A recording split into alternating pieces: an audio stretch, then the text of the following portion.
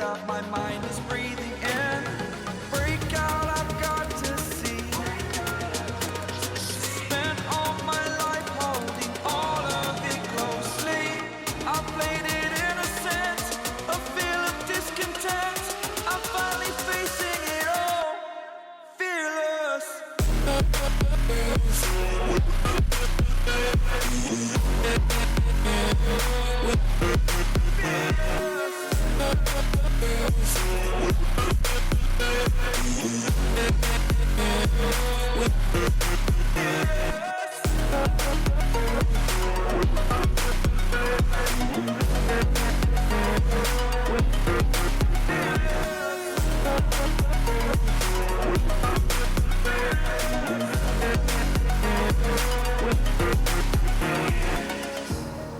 Burning the bridge that keeps us. I'm here and I'm feeling fearless. Let's go les gars. Bon, en ce moment, je suis en train de progresser de fou en calisthénie, c'est une dinguerie. Tout ça parce que j'ai modifié un truc sur ma planche, mon grip. En fait, genre, vraiment, j'avais mon grip trop en avant sur mes planches. Et du coup, j'arrivais pas à vraiment m'affaisser sur les holds. Ce qui faisait que, en fait, dès que je perdais un poil de hauteur sur les holds, eh ben, j'étais obligé de presse, en fait. J'étais obligé de presse.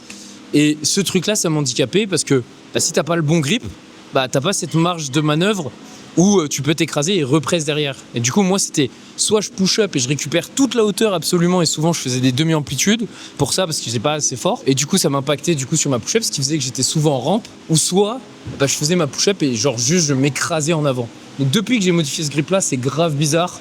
Genre, je vois que mon corps, il est pas encore vraiment habitué à faire tout sur plus de poids en arrière, mais par contre c'est game changer. Là je commence à hold à vraiment chaque push-up et je savais que c'était pas le hold qui me limitait parce que j'ai des presses, enfin voilà, la full c'est facile maintenant et il me manquait bah voilà ce petit truc là, il me manquait un truc, je le savais, et c'était ce putain de grip. Et c'est ouf parce que parmi tous les coachings que j'ai pris, il y en a aucun qui a su détecter ça, tu vois. Et donc ce changement que je suis en train de faire maintenant, il est en train d'exploser littéralement mon niveau. Donc les objectifs, ils sont simples, c'est vraiment améliorer cette putain de push-up tout press. Et là je sens qu'en fait j'ai un bon 3-3-3 en planche, voire un bon 5 push-up tout press, avec une forme amoindrie bien sûr, mais en tout cas ça vient. Et là on va continuer de tout exploser. Je détaillerai beaucoup plus le process de mes entraînements dans une future vidéo. J'ai envie de faire une vidéo sur littéralement comment je m'entraîne et mon plan pour devenir le best, quoi, le meilleur. Donc voilà, je vous partagerai tout ça. En attendant, aujourd'hui, petite vidéo pour répondre à vos questions, parce que j'en ai eu plein sur Instagram et je me suis dit ok, pourquoi pas en faire une vidéo? J'adore ce format, je l'avais fait auparavant sur ma chaîne et j'ai adoré. Et puis en fait c'est naturel, c'est facile à produire pour moi, je peux te partager un maximum de valeur. Donc c'est parti. Là j'ai Arthur qui me demande comment avoir un bon grip en planche pour ne pas avoir mal et ne pas rater ses presses. Ok, du coup, let's go. Je t'explique. C'est marrant parce que cette question, ça a un super lien avec ce que je te disais au tout début de la vidéo. Mais en gros, ton grip, il faut qu'il soit équilibré. C'est ça le principe premier. Tu veux pas qu'il soit trop en arrière ou trop en avant. Tu veux vraiment qu'il soit dans l'équilibre. Il faut que tes phalanges ici, elles suivent la même ligne que les barres. Et la plupart des gens en calisthénie, des pratiquants en calisthénie, prennent un grip comme ça ou un grip comme ça. Et là, en fait, là, tu sers que dalle, tu as tout en arrière, donc tu vas plier les bras et tu vas tout prendre dans le triceps. Enfin bref, tu peux pas manier, en fait, ici, et tu vas galérer à faire tout ce qui est presse, montée en force. Ici, là, au contraire, ça va être trop facile de te basculer, trop facile de faire des presses, des montées en force. Mais par contre, pour tout ce qui est maintien, tu vas plus galérer, forcément, parce que tu n'as pas de support à l'arrière. Il faut être vraiment dans l'équilibre, être conscient de ce que tu fais pour avoir le grip le plus adapté à la situation. Mais dans tous les cas, l'équilibre et se forcer à avoir un grip équilibré constamment, c'est le meilleur truc parce que quoi qu'il arrive, tu vas tendre vers faire des combinaisons où tu vas combiner les presses, les push-ups. Donc un grip équilibré, c'est ce qui te permet de faire tout à la fois. Donc voilà, super important. Ça, c'est comment tu prends ton grip de manière parallèle comme ça, parallèle à toi. Et après, dans l'autre angle ici, forcément, tu veux pas que ton grip il soit cassé ici. Là, tu vois que j'ai une déperdition de force et je tire vraiment sur mes fléchisseurs. Et ici, là, c'est pareil. Tu vois, là, je tire en fait trop sur mes extenseurs. Puis, tu vois, c'est pas optimal pour serrer la barre. Donc, il faut vraiment être pareil ici, dans l'équilibre des deux. Et tu vois, là, je vois que mon avant-bras, il est dans le même axe que ma barre. Donc ici, je suis fort, je peux mettre du poids. Et là, je suis dans un bon grip, tu vois. Et après, c'est juste tac, je place de l'arrière à l'avant, je serre bien mes barres. Et là, je suis parfait. La position de ton grip sur la barre aux extrémités, ça joue de ouf. Si tu prends ta barre en avant, tu pourras pas être trop en avant. Ta barre, elle va se lever direct ici. Donc, si tu as tendance à être trop en avant, c'est trop bien de mettre ton grip ici parce que ça te force en fait à avoir un grip en arrière. Et tu vois, là je force, mais ma barre, elle bouge pas. Ça veut dire que j'ai un grip correct, équilibré. Et à l'inverse, si j'ai un grip trop à l'arrière, si je me mets là, et j'ai tendance à aller trop en arrière, ma barre va se lever. Donc ça va me forcer à aller plus de l'avant. Et ouais, mais ça, c'est un tips de fou, ça, les gars. Ça, les gars, c'est trop, je vous donne trop, là. Allez, je m'arrête là. Non, je rigole, je te donne tout, tu me connais. Question suivante, comment tu te sens au quotidien depuis que tu fais de la quali? Waouh, mec, j'en fais depuis tellement longtemps. C'est devenu une habitude, si tu veux, mais mec, mais je me sens tellement bien. En fait, c'est limite devenu une drogue dans le sens où l'entraînement de la journée va me faire monter mon niveau d'énergie. Et en fait, c'est simple, hein. Je suis la veille, j'ai trop envie d'aller à mon entraînement le lendemain par pur plaisir du process et aussi forcément pour avoir les résultats. Forcément, on s'entend. Mais mec, je me sens trop bien, tu vois. En fait, il pourrait se passer une dinguerie dans ma journée. Si j'ai un entraînement, tout va bien, tu vois. Et c'est ça qui est ouf. C'est qu'en fait, la calisthénie, quand t'aimes vraiment ça, c'est une putain de méditation. Donc, de toute façon, tous les gars qui me regardent et qui font déjà de la calisthénie le savent. Et ouais, on devient des putains d'addicts. Enfin, c'est juste la vie, quoi. Je me sens trop bien.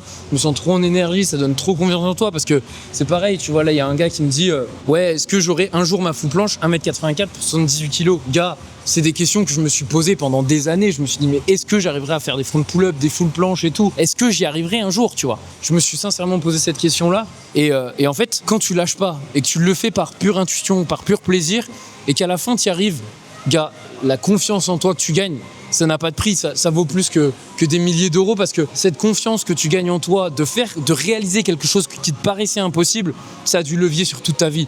Tes relations, cette fille que tu dis ouais c'est impossible que j'aille la voir, que je sorte avec elle, bah en fait si, t'auras cette confiance-là parce que putain, à la base tu disais cette full planche, bah c'est impossible que je l'ai et tu l'as eu, tu vois, c'est pareil. Ce business là que je veux lancer, c'est impossible que ça réussisse. Bah si, tu vas le lancer parce que tu l'as fait en quali. Et donc ce moteur, cette confiance en ta capacité à faire les choses qui te paraissent impossibles a du transfert sur absolument tous les domaines de ta vie.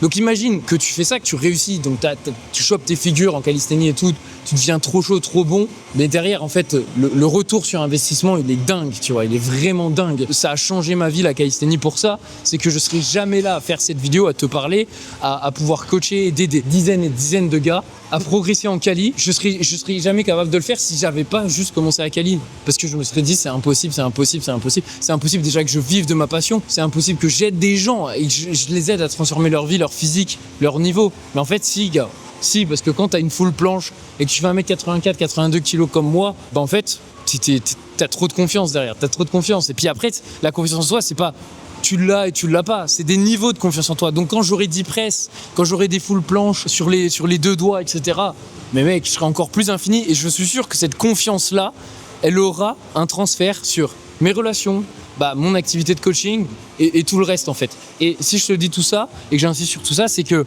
bah, c'est exactement la même chose pour toi en fait. Fais putain de la calisthénie, enfin, si t'en fais déjà, tu le sais, ce discours-là il fait complètement sens pour toi.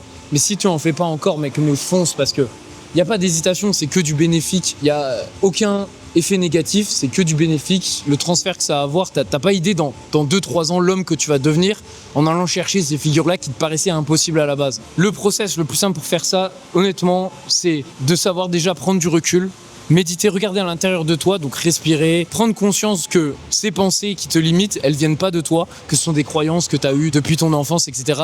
Et que tu peux les régler, tu peux les résoudre et surtout passer outre. C'est-à-dire que toutes les croyances qui te limitent, de je suis pas capable et c'est impossible pour moi parce que XY, tu peux totalement les changer en croyances qui te poussent à faire mieux et qui ne te limitent pas. Et c'est là où tu vas vraiment observer du progrès. Et il y a plein de gars en calisthénie qui ont les bonnes méthodes, la bonne technique. Sur le papier, ils ont tout, tu vois. Mais dans la tête, il y a pas, tu vois, ça avance pas. T'auras beau tout optimiser, si dans ta tête t'es pas opti, bah ça va pas avancer ou ça va avancer pas à son plein potentiel. Donc ton état d'esprit, l'identité de l'athlète que tu veux devenir, il doit être incarné dès le début et c'est vraiment encore plus important que le process, que tout. C'est pour ça que dans l'accompagnement, on met en place littéralement un process, un protocole en fait qui te permet de reprogrammer de A à Z ton cerveau. D'ailleurs, j'en ai fait une vidéo spéciale dessus, tu peux aller voir si justement tu te reconnais là-dedans, et qui permet en fait de reprogrammer toutes tes croyances et qui te permettent de littéralement enlever tout le lest que tu aurais sur ta progression, tous les cadenas qui t'empêchent de progresser et pour avoir des progrès de ouf. Ce qui fait que là, nos élèves en une semaine, ils arrivent et en fait, ils ont déjà explosé leur progression en une semaine parce qu'ils ont plus de verrous, ils ont plus de freins, tu vois, ils ont plus de freins mentaux. Et ça, c'est trop important. Et voilà, en tout cas, c'est un super sujet, ça me passionne. La calisthénie, ça a changé ma vie littéralement, donc fonce mec. À quoi ça sert d'élever les épaules au handstand? Ah, ça c'est une excellente question. Merci, Lucas. En fait, c'est une question de forme parce que tu peux faire un handstand en n'étant pas élevé, en étant en protraction, mais en fait, tu vas être banane sur ton handstand. Tu vas être courbé. Donc, c'est une question d'esthétisme et aussi d'optimisation de l'effort. Donc, vas-y, je te fais une petite démo, je te montre en quoi élever tes épaules, bah, ça change tout sur ton handstand. Si j'ai les épaules en avant quand je suis en handstand ici, bah, en fait, tu vois, je me courbe là, tu vois. Là, je suis complètement courbé. Là, j'aurais beau chercher à travailler mon ouverture d'épaule, à tout ce que tu veux, ce qui va faire que du coup, je vais réussir à m'élever et à avoir une forme droite. Et bah, en fait, c'est le fait de, tac, monter les épaules aux oreilles, tu vois. Là, je suis courbé, j'élève les épaules avec la même extension. Là, je suis droit, tu vois. Donc, je vais te faire une démo handstand directement. C'est vraiment la base de ton handstand. Et il y a beaucoup de mecs, de pratiquants, qui travaillent leur handstand, qui s'étirent à balle pour leur ouverture d'épaule. Mais en fait, c'est pas ça. Genre, si ton coach il se fait faire 10 millions d'étirements d'ouverture d'épaule, il a pas compris en fait. C'est pas l'épaule en avant, c'est l'épaule qui doit être élevée. Et c'est ça qui te permet d'être droit. Et si t'es bloqué du fait que t'élèves quand même les épaules, mais que t'es quand même bloqué et que t'as quand même un manque d'ouverture d'épaule, bah c'est la tête. Faut que tu t'ouvres. Et là, tu vois, si tu t'ouvres à fond, bah mec, t'as la mobilité. En vrai, à 80% des cas, t'as la mobilité. Il y a, oui, des cas où ils ont pas assez de mobilité, mais c'est assez rare. Et bien souvent, c'est plus une question de posture de la tête, d'activation des épaules et d'extension de la tête plutôt que de mobilité pure et dure. Par contre, si tu as les deux et que c'est encore trop raide, bah oui, là tu sais quoi faire. Mais tu le sens, en général, tu le sens quoi. Donc, on va partir sur un handstand en protraction, comme je t'ai dit. Là, je mets mon extension max, t'as vu, là je suis courbé. Maintenant, on va élever les épaules aux oreilles. Là, regarde. Hop, pour exactement le même mouvement, tu vois, exactement la même chose. Hein. Je suis en extension complète du cou, au pied, plus j'élève. Ça me rend mon handstand de droit. À quel moment tu penses que c'est pertinent d'entraîner ta planche? Alors, c'est comme tout dans la vie, il n'y a pas de meilleur moment. Faut que tu essayes le plus tôt possible, même si ça ressemble à rien, même si c'est difficile. En fait, essayer, ça va rien te coûter, tu vois. Par contre, le fait de l'entraîner, oui, tu as quand même un minimum de prérequis à avoir, sinon tu vas juste t'entraîner, mais ça va être beaucoup plus lent, parce que tu n'auras pas les bases derrière qui te permettent d'avancer beaucoup plus vite. Donc, il y a 3 étapes. Les essais, ça, il n'y a pas de limite, tu le fais directement. Le conditionnement, pareil, en vrai, dès que tu as traction, dips, pompe, tu peux te conditionner pour la planche en même temps que tu apprends handstand push-up, tes premières figures. Et l'entraînement de la planche, là, du coup, il faut que tu aies déjà le conditionnement nécessaire. Et là, je te conseillerais de le faire quand tu as un bon, facilement 10 spike push-up clean au sol, un bon lean planche qui tient 10 secondes avec les bras bien tendus, les biceps bien sortis, etc., bien verrouillés, avec une bonne forme, une bonne activation et aussi une bonne montée en force. Pourquoi la montée en force? Parce que une montée en force bien exécutée, c'est littéralement la même activation qu'une planche et en fait, elle t'apprend à faire le contrepoids pour que tu fasses une planche bien haute avec la bonne forme et pas en mode je suis rétracté et je subis la planche. Donc ça, c'est le stade auquel justement tu peux commencer la planche et t'entraîner dessus, c'est-à-dire que quand j'entends t'entraîner dessus, c'est focus, c'est faire des séances de planche, ok? Ça, c'est vraiment le stade de départ et normalement, si tu t'es bien conditionné, tu as un début de tuck planche, tu as 2-3 secondes de tuck planche, tu arrives à la lever, même si c'est une forme approximative, tu arrives à le faire. Et pour te conditionner, comme je t'ai dit, pompe, dips, traction, c'est maîtrisé, tu peux commencer à te conditionner et ça, le meilleur moyen, c'est faire des lignes planches. Les lignes planches, ils vont te permettre du coup de mettre de plus en plus d'intensité sur ta planche, t'entraîner au bras tendu pour conditionner ton biceps à assumer la charge parce que la planche, c'est pas que dans le deltoïde antérieur, c'est aussi dans le biceps. C'est-à-dire que tu auras beau avoir les deltoïdes antérieurs les plus forts du monde, si ton biceps il a jamais été conditionné au bras tendu, tu vas plier les bras et ça sera pas une planche. Donc les lignes planches à fond, il faut en faire plein et sinon ton conditionnement aussi, ça va être tout ce qui est pike push-up, entraînement des handstand push-up et aussi un peu d'endurance sur les basics qui vont te permettre du coup de construire cette force-là de base qui va te conditionner à la planche. Et dès que tu as des bons lignes planche push-up où tu arrives à bien t'avancer, en vrai, tu es assez fort, tu es assez conditionné pour justement envoyer de la tuck planche à balle et envoyer du coup ton entraînement en planche. Et là, après, c'est une autre question, comment est-ce qu'on entraîne la planche? Ça sera pour une autre vidéo. Ah oui, et parce que j'ai envie de tout te donner, tu sais... Je suis comme ça. Et je vais te montrer ce que c'est un bon lean planche. Comme ça, voilà. Là, tu as la théorie, mais aussi tu as un peu de pratique. Donc, quand je te parle de lean planche, c'est pas genre ça. C'est je pousse les bras tendus, je pousse les épaules comme si je voulais rentrer mes pecs. Et je suis pas comme ça avec le bassin, mais je le rétroverse. C'est-à-dire que je fais... En fait, j'essaye d'approcher, tu vois, mes pecs à mon nombril. Tac, et je m'enroule comme ça. Hop. Et ici, j'appuie simplement le bassin pour finaliser ma forme. Et une fois que je suis ici, voilà, une fois que je suis ici dans la bonne position, bah, mon conditionnement c'est juste ça. Et plus je m'avance, plus c'est difficile aussi de garder les bras tendus. Et au bout d'un moment, bah, tu sais, quand tu sais faire 15 secondes comme ça, regarde, si je plie, bah, ma tuck planche elle lève, tu vois. Donc voilà. Et t'as pas besoin de chercher 10 000 exercices avec des élastiques, du bricolage, on s'en fout de ça. Fais juste des lignes, c'est le meilleur exercice. Ça travaille ton activation et après tu vas voler sur ta tuck planche. Et là on me demande, est-ce que t'as déjà pris du coaching toi? Gars, j'ai fait que ça.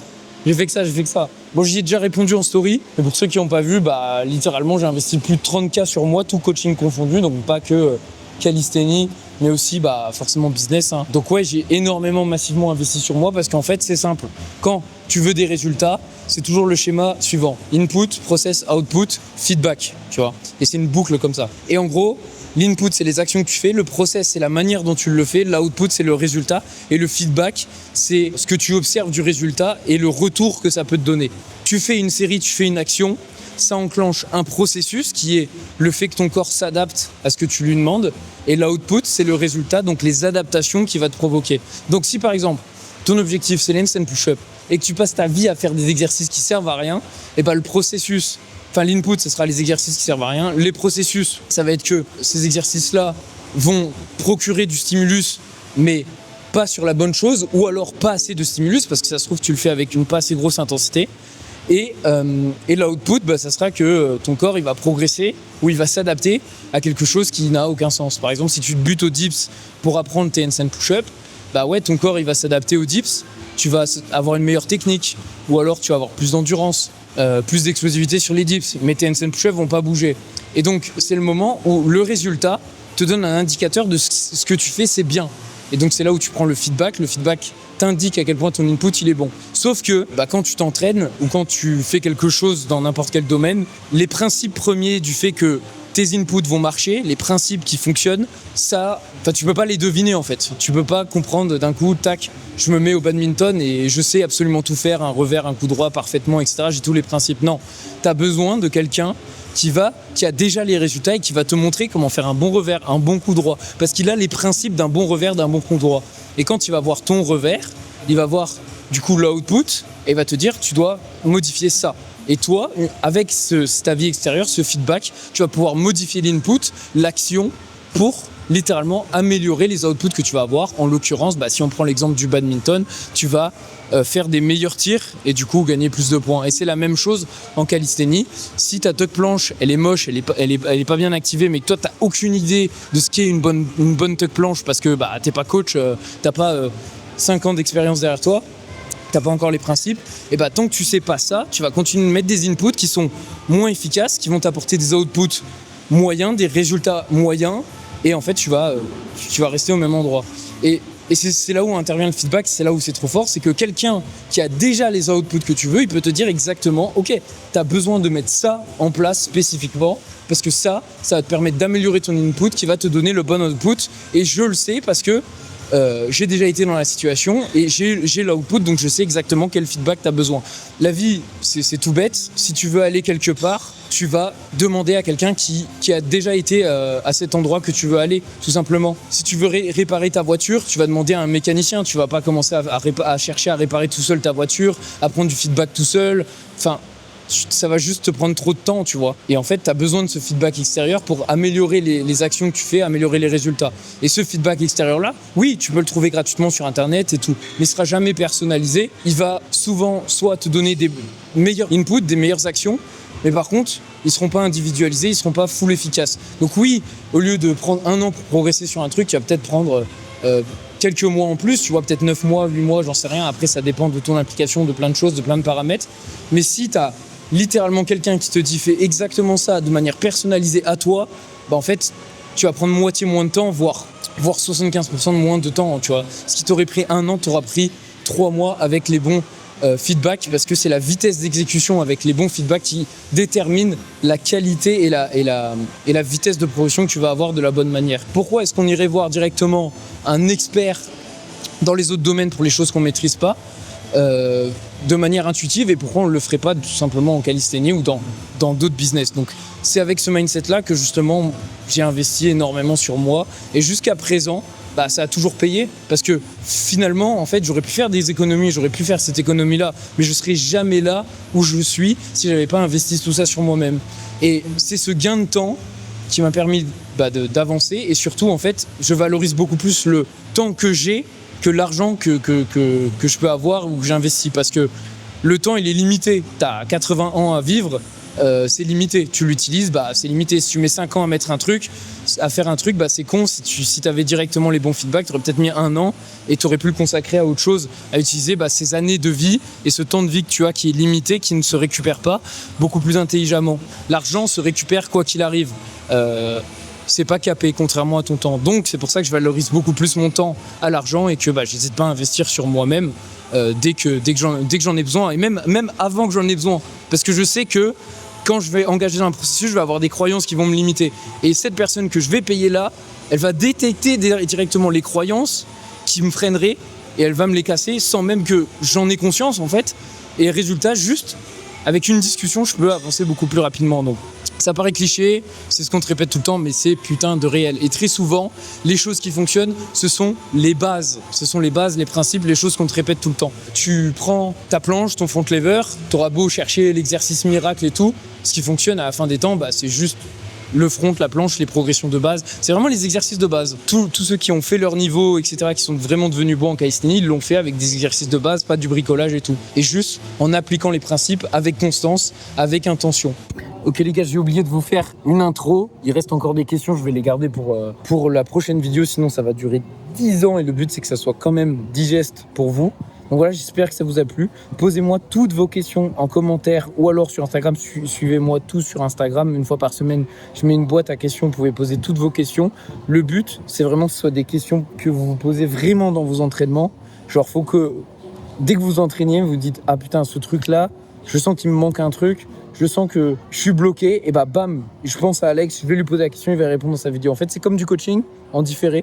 Donc voilà, vos questions sont de l'or, ça m'aide à vraiment vous apporter un maximum de valeur, avoir du contenu ultra qualitatif. Et voilà, donc abonne-toi sur Instagram pour poser tes questions, commente directement sous la vidéo ce qui t'a plu, que tu penses que je peux améliorer et aussi ta prochaine question que je répondrai dans la prochaine vidéo. Abonne-toi pour pas louper les autres vidéos et premier lien en description si tu veux qu'on s'entraîne ensemble. Let's go, entraîne-toi bien, ouais c'est un peu stylé là où je suis, mais je suis pas en vacances les gars, hein. Ça bosse. Hein. Donc let's go, entraîne-toi bien et on se dit à la prochaine.